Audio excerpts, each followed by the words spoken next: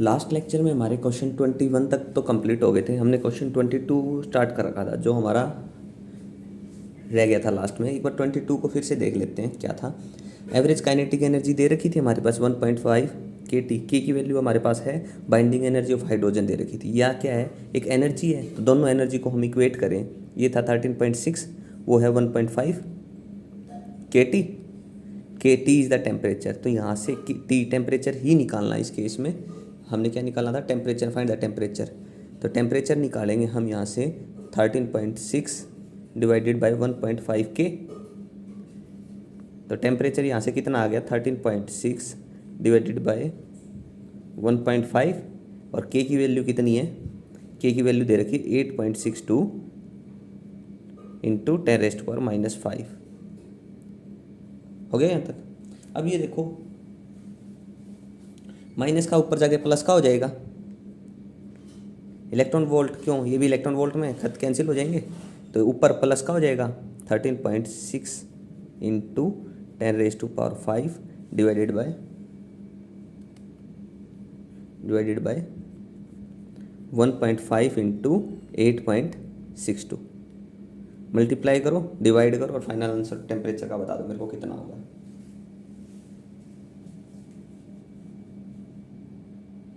ये नियरली आएगा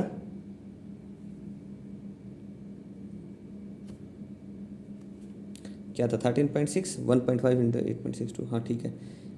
तो इसको मल्टीप्लाई करने के बाद आया 13.6 इंटू 10⁻⁵ डिवाइडेड बाय 12.93। तो यहाँ से टेम्परेचर आ गया, इसको डिवाइड करके 1.02 इंटू 10⁻⁵ केल्विन। ठीक है, ये मेरा टेम्परेचर आ गया। देखो टेम्परेचर आ गया, लेकिन आप थोड़ा क्रॉस चेक करते रहना कि डाटा मैंने ठीक लिखा है या नहीं। कैलकुलेशन वगैरह चेक करते रहना। कंसेप्ट देखो, कंसेप्ट ठीक है। चलिए नेक्स्ट क्वेश्चन पे बात करते हैं। क्वेश्चन कौन सा था, 22। क्वेश्चन आ गया 23। क्वेश्चन 23 क्या कह रहा है, देखो अब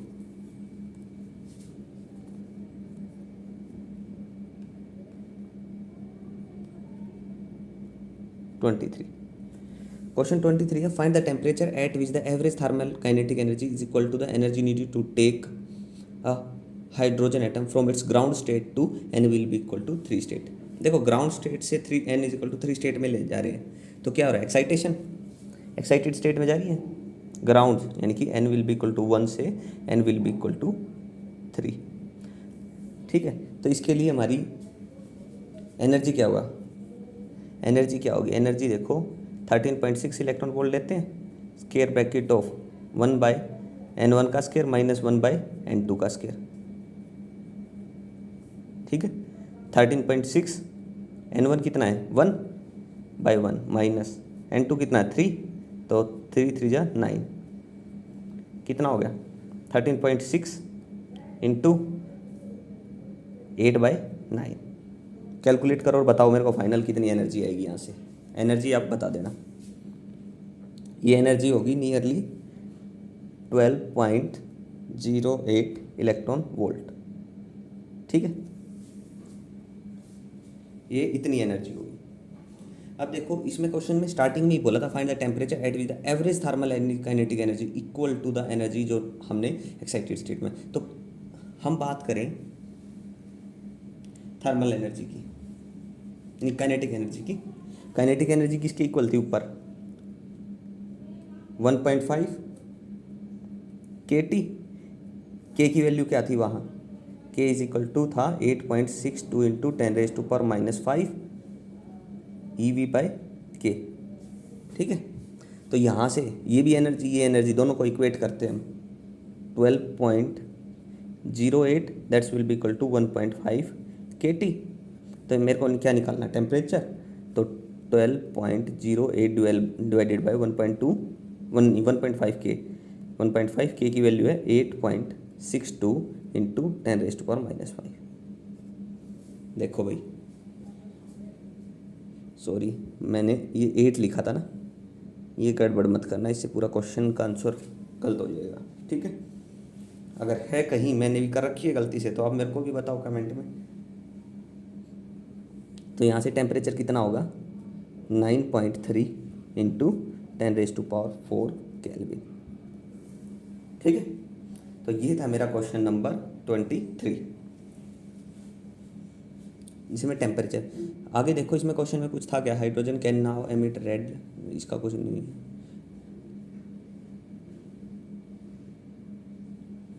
ठीक है, यही था, टेम्परेचर फाइंड आउट करना था पहले। आंसर इतना ही है, बाकी आगे भी स्टेटमेंट दे रखी है, अगर कुछ होगा तो मैं बाद में देख लूँगा। ठीक है, मैं तो टेम्परेचर था आंसर में, टेम्परेचर ही दे रखा है इसका बुक में, बाकी मैं देख लेता हूँ एक बार बाद में। और पिछले क्वेश्चन में था ना जो 22 में, उसमें देखा will hydrogen remain in molecular form at this temperature, तो जो टेम्परेचर आया था ना उसमें पॉसिबल नहीं है मोलिकुलर फॉर्म में रहना, तो वहाँ नो आएगा आंसर उसका। ठीक है, चलिए 23 हो गया। नेक्स्ट देखें क्वेश्चन 24। क्वेश्चन 24 देखते हैं अब।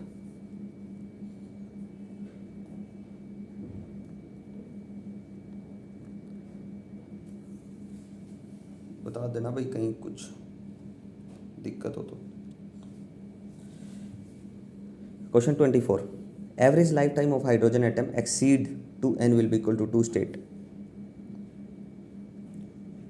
n will be equal to 2 state is time 10⁻⁻8 second, life time दे रखा है। Find the number of revolution made by the electron on the average before it jump to the ground state. Ground state में आने से पहले कितने revolution होगा, कितने चक्कर लगाएगा वो, रिवॉल्व करेगा वहाँ। ठीक है, तो रिवॉल्व की बात आ गई। तो एंगुलर मोमेंटम का रिलेशन यूज़ हो सकता है, हो सकता है भाई। तो बोर थर्ड पोस्टुलेट की अगर मैं बात करूँ, बोर्स थर्ड पोस्टुलेट क्या था,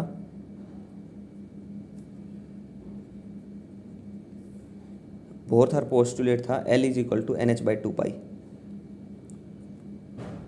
ये होता था, L को हम क्या लिख सकते हैं MVR, that's will be equal to NH/2π।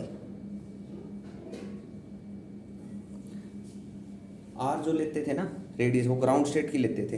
अब n इज इक्वल टू 2 दे रखा है, तो उसके लिए रेडियस निकालनी है an। तो सबसे पहले रेडियस चाहिए हमें, रेडियस को मैं Rn लिख लेता हूँ। Rn इज इक्वल टू या an, Rn लिख लो या an लिख लो, जो हम पीछे क्वेश्चन करते आए हैं। तो an किसके इक्वल होगी, an is equal to n square a nought by z, ये होती थी। अगर z मेरा 1 है और n 2 है, 2 2 जा 4, 4 a नोट, और a नोट की वैल्यू आपको पता ही है 53 था, 53 इंटू 10⁻⁻12 मीटर, ये हो गया an या Rn। ठीक है, होगी।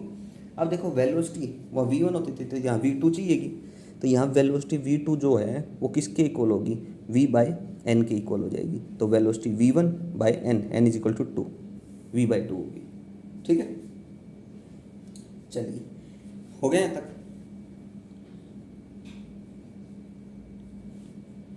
तो अब देखो हमारा एक रेवोल्यूशन के लिए कितना टाइम पीरियड है, तो t निकालना, हमें पहले t निकालना होगा और इससे डिवाइड करेंगे। सबसे पहले एक रेवोल्यूशन कितने में हो रहा है वो निकाल लेते हैं। v किसके इक्वल है,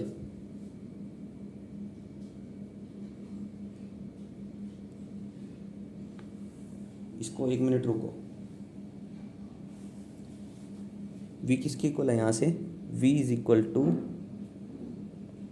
NH/2πmR, यही है।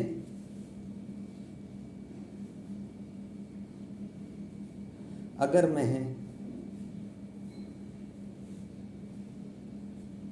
v इसके इक्वल है, अगर मैं यहाँ से v निकाल लेता हूँ,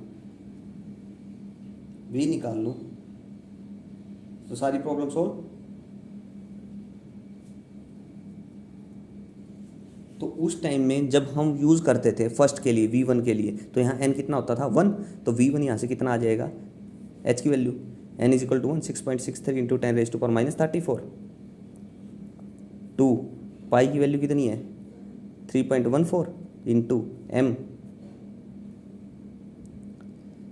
m मास 9.1 इंटू 10⁻31 kg, और r कितना है आज जो यूज़ करेंगे ना हम पहले पहले वही यूज़ करेंगे 53 इंटू 10⁻⁻12 VR1 वाला यूज़ करेंगे। ठीक है, इसको सोल्व करेंगे तो कितना आ जाएगा V, ये आ जाएगा 2.18 इंटू 10⁻6 हो जाएगा।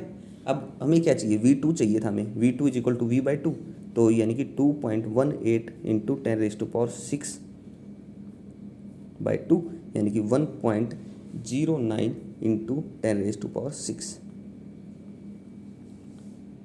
मीटर पर सेकेंड। ठीक है, ये था क्वेश्चन 24 का, यहाँ तक हो गया। अब देखो इसमें आगे जाने से पहले एक बार थोड़ा मोटा मोटा कंसेप्ट बताता हूँ इसमें है क्या।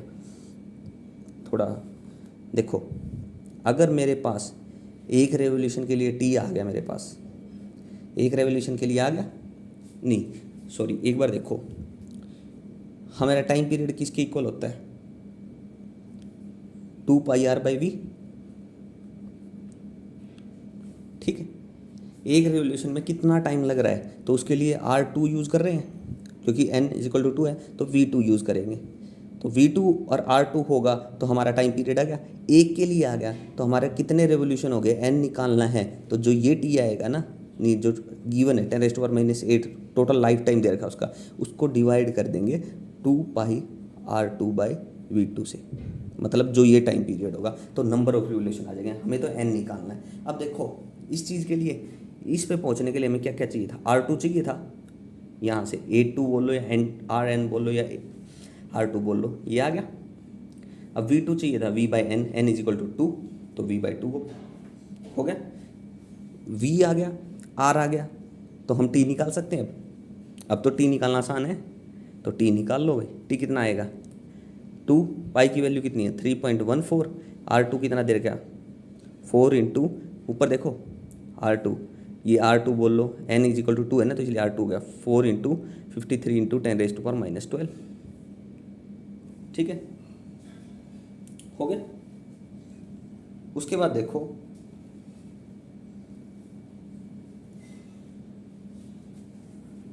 उसके बाद यहाँ से क्या रह गया हमारे पास, यहाँ से रह गया अब डिवाइडेड बाय V2। V2 कितना है 1.09 इंटू 10⁻6। डिवाइड करो, T की वैल्यू बता दो मेरे को कितनी आएगी, सारा सोल्व करके T की वैल्यू बता दो।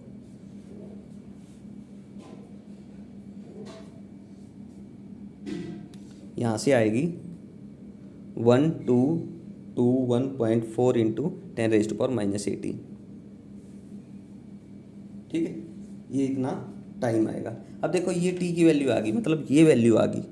हमें क्या निकालना, हमें तो n निकालना था, तो n इज इक्वल टू 10⁻⁸ था, डिवाइडेड बाय किससे करना है 1221.4 इंटू 10⁻18 करना, इसी से कर दो। अब इसको डिवाइड कर लो, फाइनल आंसर n की वैल्यू आ जाएगी आपके पास, नियरली आएगी 8.18 इंटू 10⁻6, ये आंसर होगा।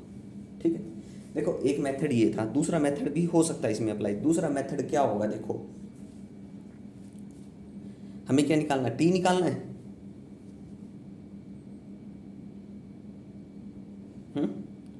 तो देखो हमें क्या निकालना है, T निकालना है एक रेवोल्यूशन के लिए। चलो छोड़ो, सेकंड बाद में देख लेंगे एक बार, यही ठीक है मेथड। सेकंड मेथड भी हो सकता है यहीं से हो सकता है। V1 ले रहे हो ना आप, यहाँ पे पुट करना, तो बात वही होगी। छोड़ो, चलो एक बार तो यही देखो। ठीक है, दूसरा मेथड भी है इसका, मैं आपको बाद में बता दूंगा। अगर आपको ये समझना है तो कमेंट में आप बाद में पूछ लेना उस चीज़ का। ठीक है, मेन क्या था इसमें वो देखो, हमें एक रेवोल्यूशन के लिए टाइम पीरियड निकालना है। ये तो टोटल लाइफ टाइम है उसका, वहाँ उसमें कितनी देर रिवॉल्व कर रहा है, ये मान लो इतनी देर कर रहा है। अगर एक रेवोल्यूशन के लिए कितना टाइम लग रहा है वो निकाल लें, 2πr/v ये निकाल लें, और टोटल को इससे डिवाइड करते हैं, नंबर ऑफ रेवोल्यूशन आ जाएंगे हमारे पास। ठीक है, अब 2π ये क्या होता है, टाइम पीरियड क्या होता है, वेलोसिटी डिस्प्लेसमेंट अपॉन टाइम है। अगर मैं कह रहा हूँ वो मतलब डिस्टेंस है पूरी सर्कल में, तो कितनी है 2πr सरकमफ्रांस बाय t, तो यानी कि ये रिलेशन वहाँ से आ जाएगा सर्कल से यार। टोटल डिस्टेंस यहाँ से स्टार्ट हो रहा है, कितनी है 2πr होगी, और टाइम कितना ले रहा है, t टाइम ले रहा है। ठीक है। ये क्या होगी, अगर स्पीड है मतलब v है तो v यहाँ से अब निकाल जाएगी, निकाल लोगे। और क्यों चाहिए, n इज इक्वल टू 2 है तो v2 और r2 चाहिएगा हमें, तो r2 निकाल लो सबसे पहले, और फिर v2 क्या हो जाएगा, v बाई n होगा, n से मतलब 2 से डिवाइड करो, ठीक है। ये थोड़े बहुत कंसेप्ट है जो बीच बीच में आ जाती हैं चीज़ें एक दो, अदरवाइज तो सेम कंसेप्ट यूज़ करते जाओ। आप इसी कंसेप्ट का यूज़ करके जो हमने पीछे पढ़ा है इससे भी निकाल सकते हो, दूसरा मेथड इसी से, ठीक है। अगर ये समझ ना आए ना तो कमेंट में लिख देना, मैं इसी से सिंपल इस वे से करवा दूंगा, ठीक है। चलिए नेक्स्ट क्वेश्चन पे बात करते हैं।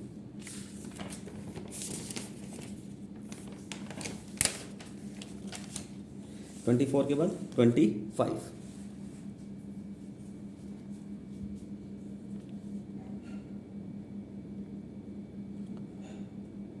गलती से मैंने ये करवा दिया, नहीं तो दूसरा इसका जो है ना क्वेश्चन 24 का दूसरा मेथड वो बिल्कुल ईजी है, इससे भी थोड़ा, लेकिन ज़्यादा मुश्किल इसमें भी नहीं है। एक दो कंसेप्ट अगर आपको नया पता चल रहा है ना तो उसका यूज़ आप फ्यूचर में अगर कोई घुमा के क्वेश्चन आ जाए तो वहाँ यूज़ हो सकते हैं वो, ठीक है। चलिए नेक्स्ट करते हैं, कैलकुलेट मैग्नेटिक डाइपोल मोमेंट।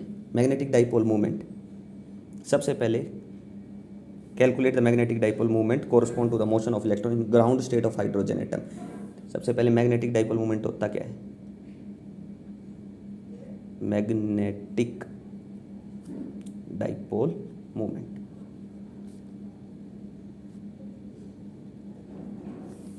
ठीक है। मैग्नेटिक डाइपोल मोमेंट होता क्या है, म्यू, म्यू से रिप्रेजेंट करते हैं, किसके इक्वल होता है, आई इंटू ए के इक्वल होता है, हो गया। अब देखो ग्राउंड स्टेट की बात कर रहा है तो n इज इक्वल टू 1 होगा, ठीक है। ग्राउंड स्टेट हाइड्रोजन एटम, तो n इज इक्वल टू 1 होगा, z इज इक्वल टू 1 होगा। अगर इनका यूज़ हो तो आपको पता पहले ही चलिए इनका। चलिए अब मेरे को म्यू निकालना है, मैग्नेटिक डाइपोल मोमेंट, म्यू किसके इक्वल है, आई इंटू ए। देखो हम सिंपल से सिंपल चलेंगे इसमें। करंट क्या होता है, चार्ज अपॉन टाइम, मतलब चार्ज को ई लिख सकता हूँ, ई बाई टी, हो गया।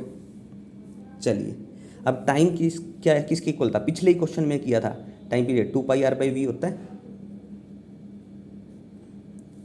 इसे निकाल लो, कहीं से स्टार्ट हो रहा है, टी है, 2 पाई आर है, सरकमफ्रेंस, तो यहाँ से निकल जाएगा, टी हो गया। चलिए उसके बाद टी की वैल्यू पता चल गई आपको, टी आ गया, ई आ गया, लेकिन अब देखो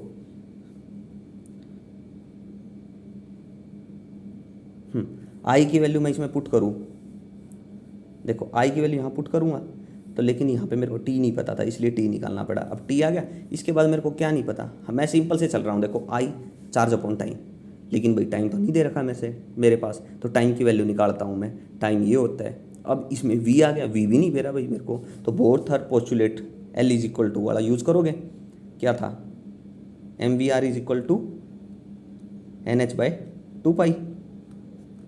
तो यहाँ से अगर v की बात करूँ तो क्या हो गया, h by 2 pi R M. चलो भाई v भी आ गया, अब क्या चाहिए मेरे को, अब देखो हमें क्या नहीं पता था, टाइम पीरियड में v नहीं पता था, v का पता चल गया तो t आ गया मेरे पास, तो t क्या हो गया अब 2 pi R by h into इसको भी मल्टीप्लाई 2 पाई आर एम, ये किसके इक्वल हो गया, 4 pi square are square M by H, ये बन गया, ठीक है। चलो टी आ गया भैया हमारे पास। अब देखो इसमें क्या टर्म है जो मेरे पास नहीं हो, अब तो सारी चीज़ें हैं भाई, तो देखो म्यू किसके इक्वल था, आई की वैल्यू क्या आ गई थी, ई, आई की वैल्यू चार्ज अपॉन टाइम था, ई बाई टी इंटू ए। अब देखो टी की वैल्यू मैंने यहाँ नीचे निकाल ली थी, अब टी की वैल्यू भी इसमें पुट कर दो, मैग्नेटिक डाइपोल मोमेंट आ जाएगा आपके पास, ई ए बाई टी की वैल्यू है 4 pi square are square M by H, हो गया। इसको सिंप्लीफाई करके मैं क्या लिख सकता हूँ, ऊपर चला जाएगा, E H A divided by 4 pi square are square M, हो गया। चलिए अब देखो, अब मेरे को यहाँ पे एरिया नहीं पता भाई, लेकिन जब रोटेट कर रहा है सर्कुलर फॉर्म में तो एरिया ऑफ सर्कल क्या का यूज़ कर लोगे, pi r square, pi r square, यही होता है। तो मैग्नेटिक डाइपोल मोमेंट म्यू किसके इक्वल आ गया, e h by 4 pi square are square m into pi r square. यहाँ से मैग्नेटिक डाइपोल मोमेंट म्यू किसके इक्वल आ गया, पाई आर स्केयर कैंसिल करो, क्या बच गया, e h by 4 pi m, ये बच गया मेरे पास मैग्नेटिक डाइपोल मोमेंट में। ठीक है, अब देखो ई पे ई कितना होता है, E is equal to 1.6 into 10⁻⁻19 coulomb. Charge Planck's constant की वैल्यू क्या है, 6.63 इंटू 10⁻34। मास ऑफ इलेक्ट्रॉन कितना होता है, 9.1 इंटू 10⁻31 kg। पाई की वैल्यू आपको पता ही है 3.14। तो म्यू मैग्नेटिक डाइपोल मोमेंट की वैल्यू निकाल लो यहाँ से, ई की वैल्यू पुट करो 1.6 इंटू 10⁻19, एच की वैल्यू पुट करो डिवाइडेड बाय 4, पाई की वैल्यू कितनी है 3.14, मास की वैल्यू क्या है 9.1 इंटू 10⁻31। सिंप्लीफाई करो, म्यू किसकी इक्वल आ गया, मल्टीप्लाई करो और सिंपल फॉर्म में लिखो इसको, किसके इक्वल आएगा, करो फटाफट। ऊपर वाला आ जाएगा 10.608 डिवाइडेड बाय 114.296 इंटू 10⁻22 पर आ जाएगा। इसको डिवाइड करो फटाफट, डिवाइड करके मेरे को बताओ क्या आएगा। ये आएगा 0.0928 इंटू 10⁻22। ठीक है, इसको पॉइंट में पीछे शिफ्ट आगे जो भी करना है कर लेना, एम्पियर मीटर स्क्वायर आ जाएगा ये। ठीक है, अब देखो इसमें क्या था, कुछ भी था, सारा डाटा गिवन था। म्यू किसके इक्वल होता था, mu is equal to, mu किसके इक्वल था, I into A K. Current की value charge upon time, time हमें पता है, बोर पोस्टुलेट, यहाँ बोर थर्ड पोस्टुलेट अप्लाई किए, बोल के बता रहा हूँ, अगर नहीं लिखी जा रही तो आप ध्यान रखना कहाँ पे क्या है। ठीक है, ये है। ठीक है, हो गया। चलिए, अगर कोई डाउट हो क्वेश्चन में, कहीं कुछ समझ नहीं आया तो पूछना, हम आगे नेक्स्ट क्वेश्चन पे बढ़ते हैं। अब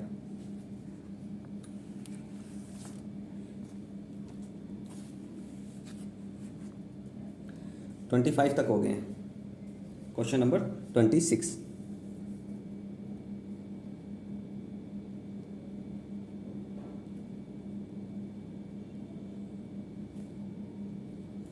क्वेश्चन 26 क्या है, calculate the magnetic dipole movement correspond to the motion of the electron in the ground state of hydrogen atom.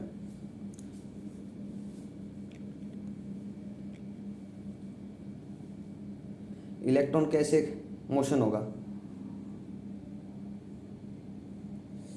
26 है, sorry. Show that the ratio magnetic dipole movement to the angular momentum, ratio निकालना है। Magnetic dipole movement को किससे लिखता था, mu से, angular momentum को L से। तो रेशियो निकालना, म्यू बाय एल, म्यू कितना था आई इंटू ए और एल कितना था एम वी आर। बस यही था ना। ठीक है, अब पीछे देखो, पीछे मैंने करंट निकाला था, करंट किसके इक्वल था, charge upon time, E by T into A divided by M we R, यही था। टी की वैल्यू क्या थी, पुट करो उसको, e a v by M we r into 2 pi r. Mu by l, ratio बताओ इसका क्या होगा, वी से वी कैंसिल करो, एरिया क्या है पाई आर स्क्वायर, तो पाई आर स्क्वायर यहाँ से ख़त्म, एरिया से ये टर्म ख़त्म, वी से वी ख़त्म, तो ई बाय 2m बच गया। ये आएगा इसका रेशियो। था सिंपल, थी कुछ मुश्किल। अब देखो यहाँ से ई की वैल्यू क्या है, 1.6 into 10⁻⁻19 coulomb divided by 2। Mass of electron कितना है, इलेक्ट्रॉन का मास कितना है 9.1 इंटू 10⁻31 kg। बताओ इसको डिवाइड करके, मल्टीप्लाई डिवाइड जो भी करना है फटाफट करके बताओ मेरे को आंसर।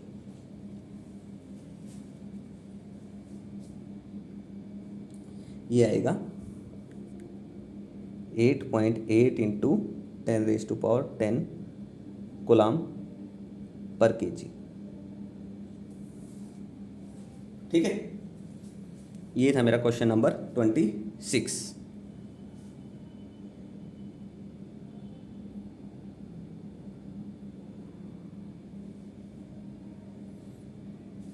चलिए नेक्स्ट क्वेश्चन पे बात करें। 27 पे आते हैं। देखो भाई, कोई प्रॉब्लम हो ना तो पूछना जरूर।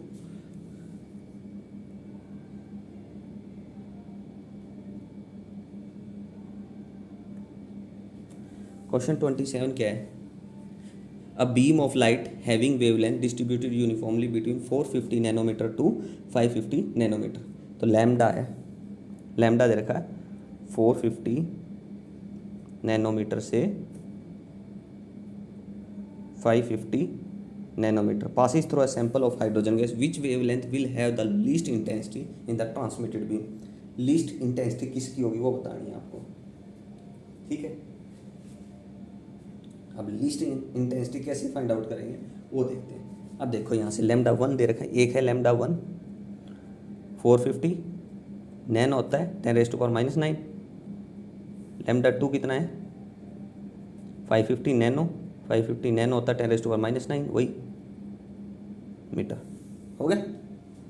अब यहाँ से हमारी E1 और E2 आ सकती है। देखो इंटेंसिटी कैसे फाइंड आउट करेंगे। देखो इसमें दो वेवलेंथ है, लैम्डा 1 लैम्डा 2।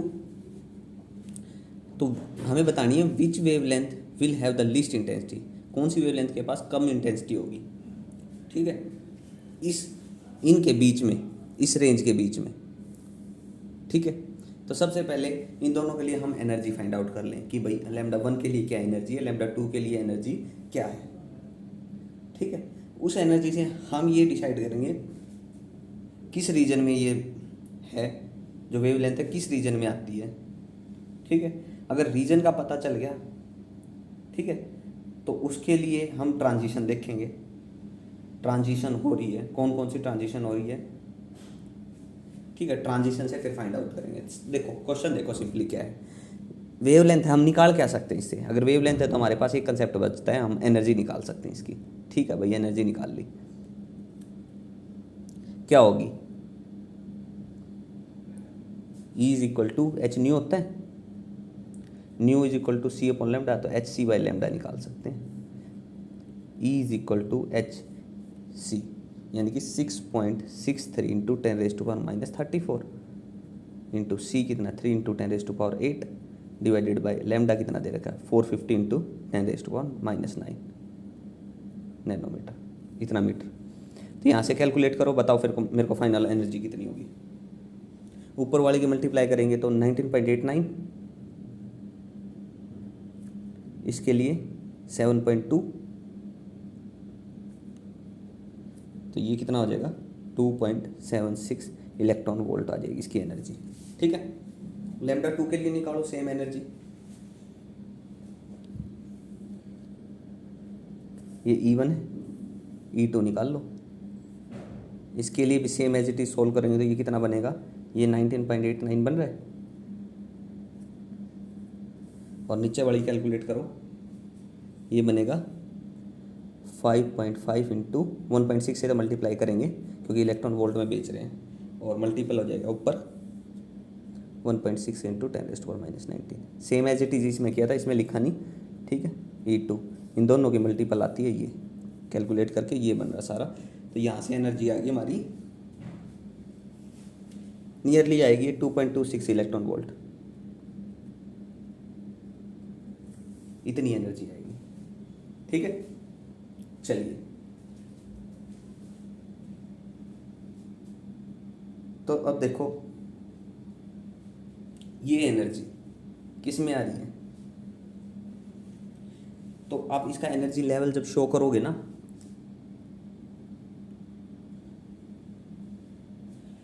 तो जो ये एनर्जी है किस रेंज की है, ये विजिबल रीजन की है, विजिबल।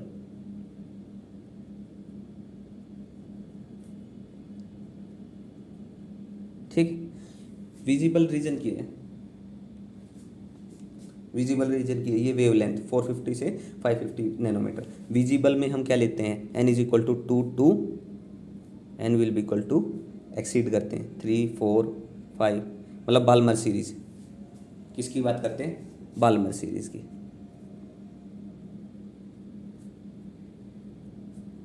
सीरीज की बात करते हैं, ठीक है। अब देखो अगर ये बाल्मर सीरीज है, अब देखो ये बाल्मर सीरीज हमें पता चल गया विजिबल रीजन की है, तो ट्रांजिशन कौन सी हो रही है वो देखेंगे सबसे पहले हम। इसमें ट्रांजिशन मैं मान लेता हूँ E2 से 3, E2 से E3, चेंज इन एनर्जी कितना आएगा 13.6 स्क्वायर ब्रैकेट हो E3 माइनस E2 करो, ठीक है, जो भी देख लेना एक बार, ठीक है। E 13.6 1 by n is equal to 2,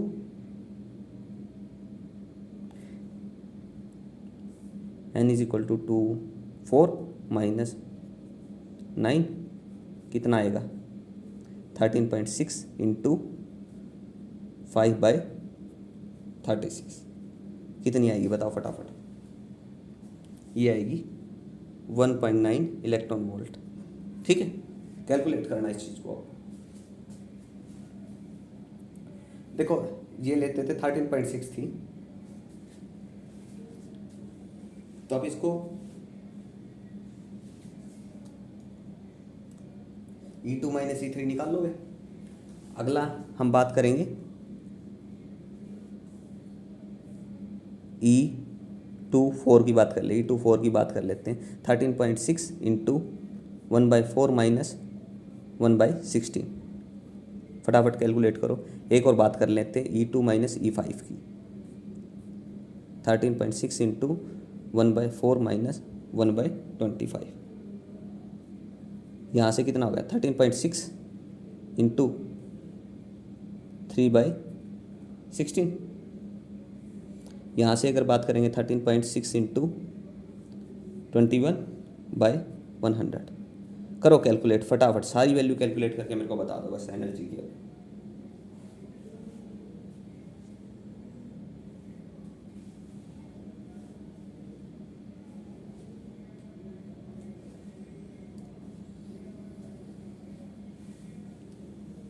कितनी आएगी, ये आएगी 2.55 इलेक्ट्रॉन वोल्ट, और ये किसके इक्वल आएगी 2.85 इलेक्ट्रॉन वोल्ट के आसपास, ठीक है।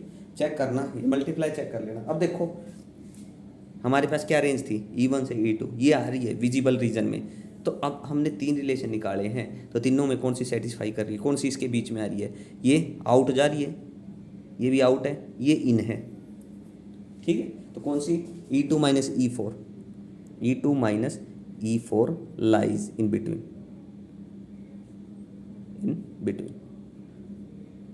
ठीक है।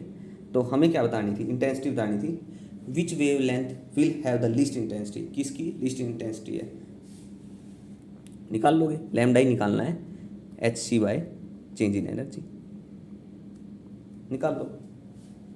Hc 19.89 आ गया, वही 19.89, उसकी मल्टीप्लाई की चेंज इन एनर्जी को जब सोल्व करोगे कितनी है 2.55 इंटू 1.6 10⁻⁻⁹, इसमें 10⁻⁻34 थी और 10⁸ थी। करो सोल्व और लैम्डा की वैल्यू बता दो मेरे को, यहाँ से पूरी कैलकुलेट कर लेना, ठीक है। इसकी मल्टीप्लाई करेंगे तो कितना आ गया 4.08, इसको इससे डिवाइड कर दो, ये आ जाएगी नियरली, हम कह देते हैं 487.5 नैनोमीटर के आसपास आ जाएगी इसकी वेवलेंथ, ठीक है। यही निकालनी थी मेरे को, ठीक है। क्वेश्चन नंबर ये था हमारा 27,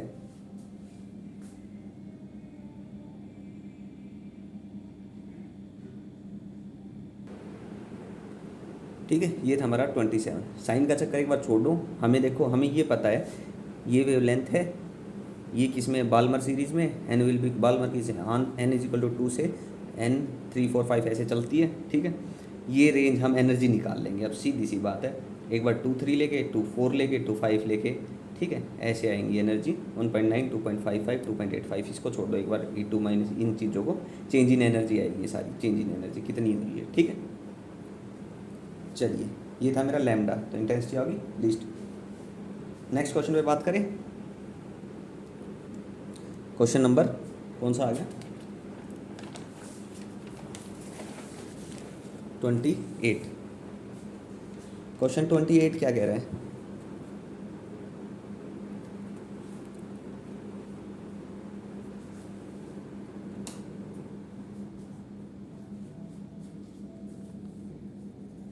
सॉरी बीच में नॉइस होगी मेरे को लगा, 1 मिनट पीछे। क्वेश्चन 28, क्वेश्चन 28 क्या कह रहा है, radiation coming from transition N will be equal to 2 to N will be equal to 1। Transition हो रही है, N will be equal to 2 to N will be equal to 1। इसके लिए हम क्या निकाल सकते हैं, लैम्डा निकाल सकते हैं, एनर्जी निकाल सकते हैं, निकाल सकते हैं। चलो मैं एक बार एनर्जी निकाल लेता हूँ, कितनी आ रही change in energy, 13.6 electron volt, square bracket of hydrogen की बात कर रहा है ना, हाइड्रोजन एटम है, ठीक है। तो 1/1 माइनस 1/4,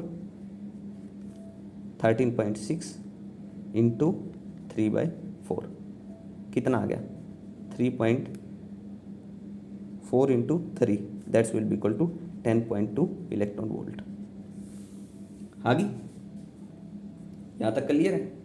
ट्रांजिशन दे रखी, मैं लैम्डा भी निकाल सकता हूँ इसके लिए, ये चीज़ तो निकाल ही सकता हूँ। आगे देखो, हाइड्रोजन एटम किसके लिए थी, ये हाइड्रोजन एटम है, hydrogen atom.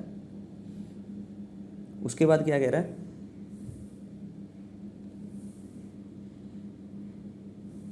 Fall on helium ion in N will be equal to 2 and N will be equal to 2। अब देखो हीलियम आयन है, अब बात कर रहा है हीलियम आयन की, ये हीलियम आयन पे फॉल कर रही है, hydrogen atom fall on helium ion, N will be equal to 2 and N will be equal to 1 and N will be equal to 2, ये दे रहा है, ठीक है।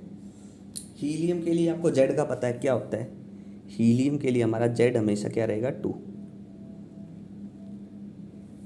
ठीक है। Z will be equal to 2 होगा, और एन कितना है, 1 2, ठीक है। तो एनर्जी की अगर मैं बात करूं, N1 एंड N2 पे हीलियम आयन फॉल कर रहा है इस पर, तो सबसे पहले मैं helium ion N is equal to 1 पे एनर्जी की बात कर लेता हूँ, उसको छोड़ दो फॉल कर रहा है नहीं कर रहा, माइनस का 13.6 Z square by N square, ये रिलेशन होता है। जेड कितना है, 2 2 जा 4/1, कितनी आ गई बताओ फटाफट। ऐसे ही E2 निकालेंगे, माइनस का 13.6 into Z square by N square, इसको कैलकुलेट करो, ये आई है -54.4 इलेक्ट्रॉन वोल्ट। ये कितनी आएगी, जेड की वैल्यू कितनी है, 2 2 जा 4 divided by N will be equal to 2 2 जा 4, 4 से 4 कैंसिल, कितना आ गया, -13.6 इलेक्ट्रॉन वोल्ट। आ गई, 1 भी आ गई, 2 भी आ गई। अगर मैं कहूँ कितना हो गया, अब देखो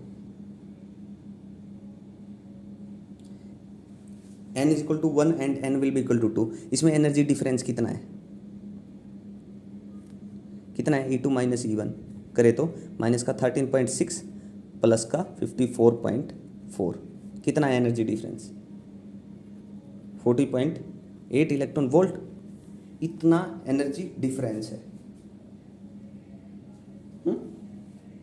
और जो एटम है 10.2 इलेक्ट्रॉन वोल्ट हाइड्रोजन एटम, वो फॉल कर रहा है हीलियम आयन पे, तो एक्साइड इतना एनर्जी डिफरेंस है इनके बीच, तो ट्रांजिशन पॉसिबल होगी।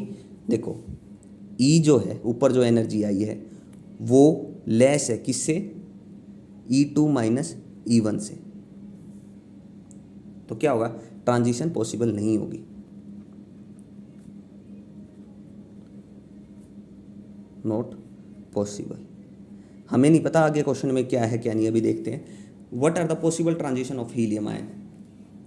पॉसिबल ट्रांजिशन क्या होगी फिर हीलियम आयन के लिए, n=1 और n=2। इसके लिए तो हमारा चेक हो गया। हीलियम आयन n1 था तो इसके लिए एनर्जी ये थी, 2 थे, इन दोनों के बीच एनर्जी डिफरेंस इतना है। ठीक है, जब हम एनर्जी E वो लेस है E2 माइन इनसे डिफरेंस से, तो ट्रांजिशन नहीं होगी। ठीक है, अब देखो अगर मैं n=3 ले लेता हूँ, n will be equal to 3, तो इसके लिए एनर्जी कितनी आ जाएगी, E3 कितना आ जाएगा, -13.6 Z²/n², same as it is. Z की वैल्यू कितनी है 2, 2 2 जा 4, n की वैल्यू कितनी है, n कितना हो गया 3, 3 3 जा 9। करो फटाफट बताओ इसकी एनर्जी कितनी आएगी। ये आएगी -6.04 इलेक्ट्रॉन वोल्ट, इतनी आएगी। अब देखो इस इलेक्ट्रॉन वोल्ट के, अब हम देखते हैं डिफरेंस, देखते हैं E2 minus E3 minus E2 करते हैं, कितना डिफरेंस है। E3 कितना है, माइनस का 6.04 प्लस का 13.6, कितना आ गया 7.56 इलेक्ट्रॉन वोल्ट आ गया। तो यहाँ पे क्या कह सकते हैं हम, तो यहाँ पे देखें अगर एनर्जी हमारी ग्रेटर है E3 माइनस E2 से, अगर ये एनर्जी जो फॉल कर रही है उस एनर्जी से ग्रेटर होगी, ज़्यादा है, तो ट्रांजिशन हो जाएगी। तो यहाँ पे हम क्या कह सकते हैं, ट्रांजिशन पॉसिबल है।